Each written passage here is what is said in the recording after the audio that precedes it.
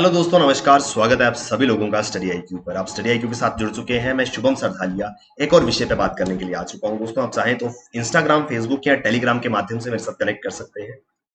जिस विषय पे हम बात करने वाले हैं उसका संबंध जो है वो गुजरात राज्य से है। तो गुजरात सरकार ने हाल ही में एग्रीकल्चर डाइवर्सिफिकेशन स्कीम की शुरुआत करी है, यानी कि कृषि को विविध तरीके से करने की, विविधीकरण की एक योजना जो है वो शुरू करी है, ताकि सिर्फ कुछ ट्रेडिशनल क्रॉप्स पे हम ना निर्भर रह करके एक डाइवर्स वैरायटी ऑफ क्रॉप जो है वो ग्रो करें। इस उद्देश्य से इस योजना की शुरुआत जो है वो करी गई है। विस्तार से इस स्कीम के बारे में हम लोग समझेंगे। गुजरात स्टेट एग्जाम्स की अगर आप तैयारी कर रहे हैं तो आपके लिए एक smart courses, SSC, PSC, general knowledge के लिए बेहतरीन कोर्सेज आपके लिए हमारे पास अवेलेबल है। स्टडी आईक्यू के इन सभी कोर्सेज से आपको बहुत ज्यादा हेल्प मिलेगी आपके एग्जाम प्रिपरेशन में। तो डेफिनेटली इन कोर्सेज में एनरोल कीजिए।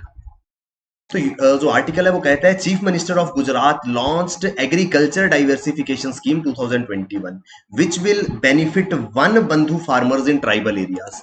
तो गुजरात के माननीय मुख्यमंत्री जी द्वारा इस योजना की शुरुआत करी गई है, जो कि सीधे तौर पर जो वन बंधु आदिवासी क्षेत्रों के किसान हैं उनको जिसका डायरेक्ट बेनिफिट, सीधा लाभ जो है वो मिलने वाला है।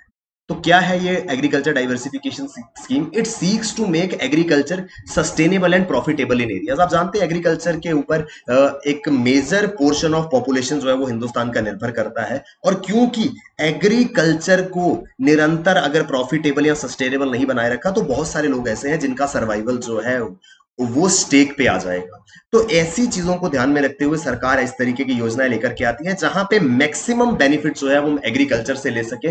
बेहतरीन क्रॉप्स, डाइवर्स तरीके से क्रॉप्स को उगा करके, अलग अलग वैरायटी ऑफ क्रॉप्स उगा करके उन क्रॉप्स को हम लोग जो है वो अच्छे प्रॉफिट पे सेल कर सके। अगर हम सब मान लीजिए पूरे के पूरे देश में ट्रेडिशनली 2 या 3 क्रॉप्स ही जो है वो उगाई जाती हैं, तो फिर सप्लाई ऑफ क्रॉप जो है बहुत ज्यादा होगा एज कंपेयर टू डिमांड, जिस वजह से उस पर अच्छा प्राइस जो है वो नहीं मिल पाएगा। लेकिन अगर डाइवर्सिफिकेशन हो जाता है एग्रीकल्चर का, अलग अलग एरियाज में अलग अलग तरीके की क्रॉप जो है वो उगाई जाती हैं, तो उससे ज्यादा अच्छे लाइवलीहुड अपॉर्चुनिटीज और ज्यादा अच्छे प्रॉफिट जो है वो किसान कमा पाएंगे। ये इस योजना का एक ओवरव्यू में इसका मकसद जो है वो रहने वाला है।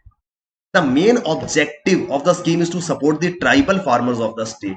तो यहां पर जो आदिवासी किसान है, स्टेट के अंदर जो ट्राइबल पॉपुलेशन है फार्मर्स की, उनको जो है इसका बेनिफिट मिलना चाहिए। ये सबसे इंपॉर्टेंट इसका ऑब्जेक्टिव है। डाइवर्सिफिकेशन ऑफ एग्रीकल्चर होना है, और ये एग्रीकल्चर डाइवर्सिफिकेशन जो है वो सीधे तौर पर इस स्कीम के माध्यम से बेनिफिट जो है इस डाइवर्सिफिकेशन के लिए वो ट्राइबल पॉपुलेशन को मिलने वाले हैं। क्या क्या बेनिफिट्स होंगे उसमें शामिल है? Assistance of crop seeds and fertilisers will be provided to the farmers under the scheme. होता क्या है, जब ट्रेडिशनल तौर पे हम किसानी खेती बाड़ी कर रहे हैं तो हमें लगता है कि नहीं यार, अगर हम किसी दूसरे टाइप ऑफ एग्रीकल्चर पे शिफ्ट करेंगे तो हो सकता है कि उसमें ज्यादा कॉस्ट, चाहे बीज सीड्स की कॉस्ट हो, चाहे फर्टिलाइजर की कॉस्ट हो, वो ज्यादा लगेगी। इस वजह से मोस्ट ऑफ द केसेस में किसान जो है वो रिलक्टेंट होता है अपने ट्रेडिशनल तरीके से शिफ्ट करने के इस डिसीजन पे। लेकिन यहां पर सरकार कहती है कि अगर आप डाइवर्सिफिकेशन की ओर जाते हैं तो सरकार आपको क्रॉप सीड्स और फर्टिलाइजर्स की खरीद में सहायता जो है वो प्रदान करेगी। अब वो क्या होगा?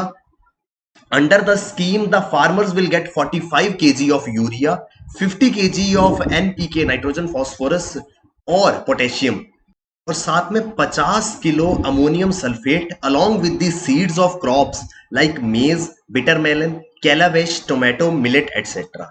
तो उद्देश्य योजना का क्या है कि किसान जो है वो सिर्फ और सिर्फ ट्रेडिशनल क्रॉप्स पे निर्भर ना रह करके अलग अलग डाइवर्स क्रॉप्स जो है उनको उगाएं, ताकि उनकी प्रॉफिटेबिलिटी जो है वो बढ़ सके। प्रॉब्लम इसमें ये आती है, किसान को लगता है कि ऐसा ना हो, बहुत ज्यादा कॉस्ट इसमें इन्वॉल्व हो, इतना प्रॉफिट ना मिल पाए, तो इस वजह से वो शिफ्ट करने में डरता है। तो सरकार जो है वो यहाँ पे बेनिफिट्स दे रही है, कुछ असिस्टेंस, कुछ सहायता जो है वो किसान को देने वाली है। तो सरकार कहती है कि 45 किलो यूरिया किसान को मिलेगा, नाइट्रोजन, फास्फोरस और पोटेशियम 50 किलो, और 50 किलो अमोनियम सल्फेट ये फर्टिलाइजर के रूप में दिए जाएंगे। इसके साथ में कुछ फसलें जैसे कि मेज, मक्का, करेला, दूधी, टोमेटो, मिलेट एटसेट्रा, इनके बीज भी जो है वो सरकार देगी, यानी सीड सरकार दे रही है, फर्टिलाइजर सरकार दे रही है।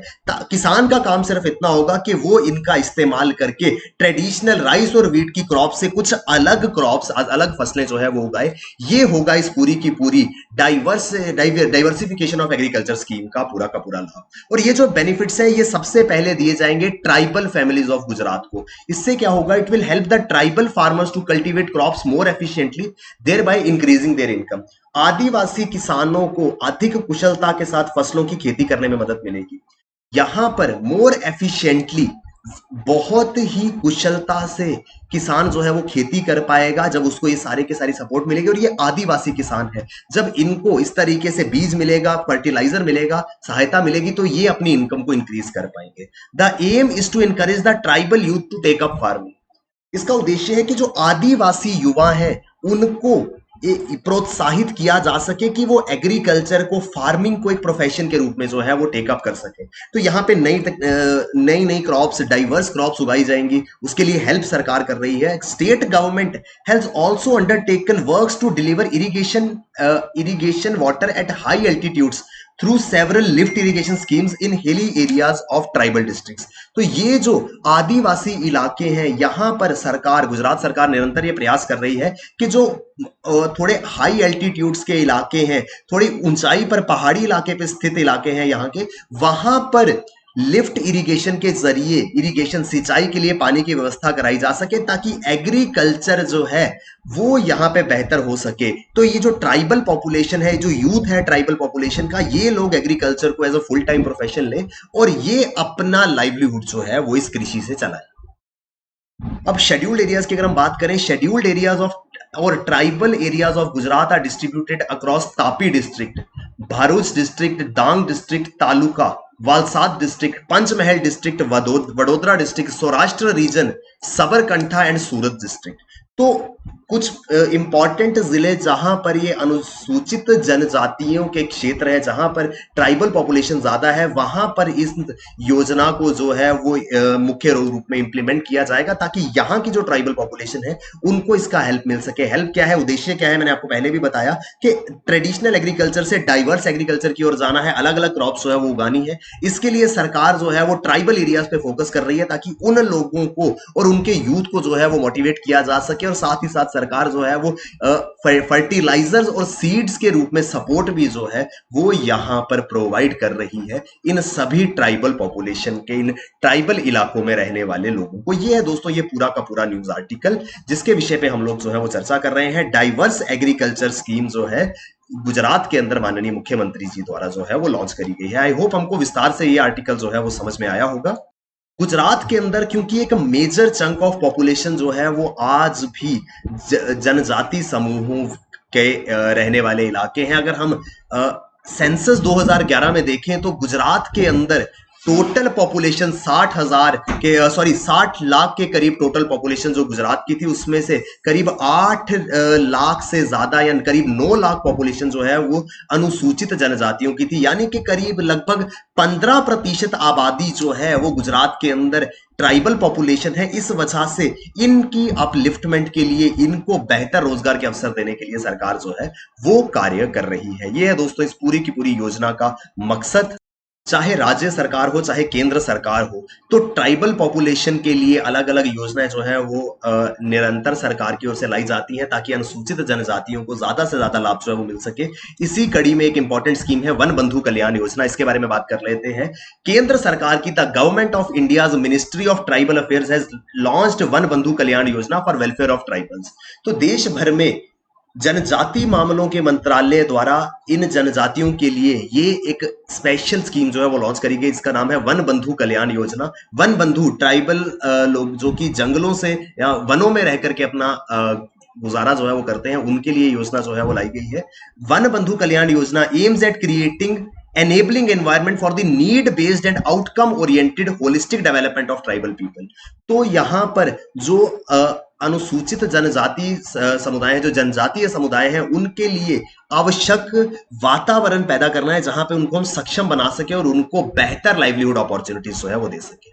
This process envisages to ensure that all the intended benefits of government goods and services under various government schemes of center as well as state should actually reach the target group through proper institution mechanism. इस one बंधु कल्याण योजना का एक main objective ये है कि जितनी भी योजनाएं, जितनी भी स्कीम्स, चाहे राज्य सरकार हो चाहे केंद्र सरकार की ओर से ट्राइबल पॉपुलेशन के लिए बनाई जाती है, ट्राइबल पॉपुलेशन के बेनिफिट के लिए बनाई जाती है, उसका एक्चुअल बेनिफिट जो है वो इन टारगेट ग्रुप्स को, जिनके लिए योजना बनाई गई है, उनको मिलना चाहिए। इसके लिए एक प्रॉपर इंस्टीट्यूशनल मैकेनिज्म जो है वो तैयार होना चाहिए। ये है इस पूरी की पूरी योजना, पूरी की पूरी स्कीम का उद्देश्य। This scheme aims to improve the quality of life in tribal areas.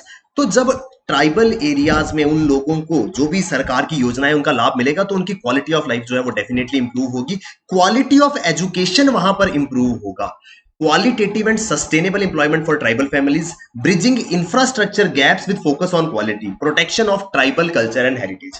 तो इस वन बंधु कल्याण योजना के अंतर्गत एक होलिस्टिक व्यू पॉइंट से जो ट्राइबल पॉपुलेशन है उनको एक बेहतरीन लाइफ देने का, एक अच्छी लाइवलीहुड देने का जो पूरा का पूरा प्रोसेस है उसको जो है हमने यहां पर समझा है। तो इसी दिशा में ट्राइबल पॉपुलेशन के बेनिफिट के लिए गुजरात सरकार ने डाइवर्सिफिकेशन ऑफ एग्रीकल्चर जो है उसकी शुरुआत करी है। तो दोस्तों यहां पर ट्राइबल पॉपुलेशन के को टारगेट करते हुए ये पूरी की पूरी योजनाएं जो है वो काम कर रही है। आई होप हमको विस्तार से ये आर्टिकल जो है वो समझ में आया होगा। गुजरात स्टेट एग्जाम की अगर आप तैयारी कर रहे हैं तो बेहतरीन कोर्सेज आपके लिए अवेलेबल है। ये कोर्सेज आपको बहुत ज्यादा हेल्प करने वाले हैं आपकी एग्जाम प्रिपरेशन में। तो डेफिनेटली इन कोर्सेज में एनरोल कीजिए और अपनी प्रिपरेशन को हमारे साथ स्टडी आईक्यू के साथ बेहतर बनाइए। थैंक यू वेरी मच दोस्तों, all the best, keep working hard, bye bye, take care, जय हिंद।